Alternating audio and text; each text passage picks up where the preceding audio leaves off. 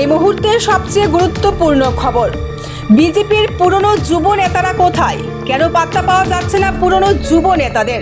হাতে গোনা কয়েকজনকে এখন দেখা গেলে পুরনো নেতা কর্মীদের আর দেখা যায় না রাজ্য বিজেপির মিটিং মিছিলে। পুরনো যুব নেতারা অকেজো করে রেখে দিয়েছে। যারা দাদা দিদি নাম করে দিনে এক গ্লাস জল বেশি খেতেন, আজ পুরনো যুব নেতাদের অবস্থা বেহাল। দাদা ও দিদির দেখা পুরনো যুব নেতারা ঘরের কোনায় বসে কান্না ছাড়া আর কোনো গতি নেই। পুরনো নেতাদেরকে সাইড করে দিয়ে নব্য নেতাদের মাতব্বরিতে দল এখন বিপাকে। নব্য নেতাদেরকে সাইড করার দরকার, পুরনো কর্মীদেরকে ঘর থেকে বের করে আনা দরকার মনে করছেন রাজনৈতিক মহলের একাংশ বিশ্লেষকরা।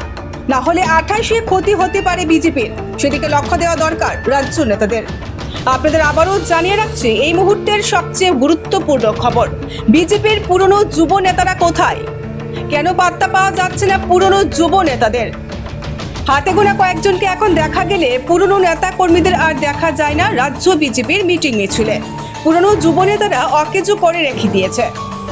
যারা দাদা দিদির নাম করে দিনে এক গ্লাস জল বেশি খেতেন, আজ এই পুরনো যুব নেতাদের অবস্থা বেহাল। দাদা ও দিদি দেখা পুরনো যুব নেতারা ঘরের কোনায় বসে কান্না ছাড়া আর কোনো গতি নেই। পুরনো নেতাদেরকে সাইড করে দিয়ে নব্য নেতাদের মাতব্বরিতে দল এখন বিপাকে। নব্য নেতাদেরকে সাইড করা দরকার, পুরনো কর্মীদেরকে ঘর থেকে বের করে আনা দরকার মনে করছেন রাজনৈতিক মহলের একাংশ বিশ্লেষকরা। না হলে 28-এ ক্ষতি হতে পারে বিজেপির, সেদিকে লক্ষ্য দেওয়া দরকার রাজ্য নেতাদের। Bureau report, SD news media.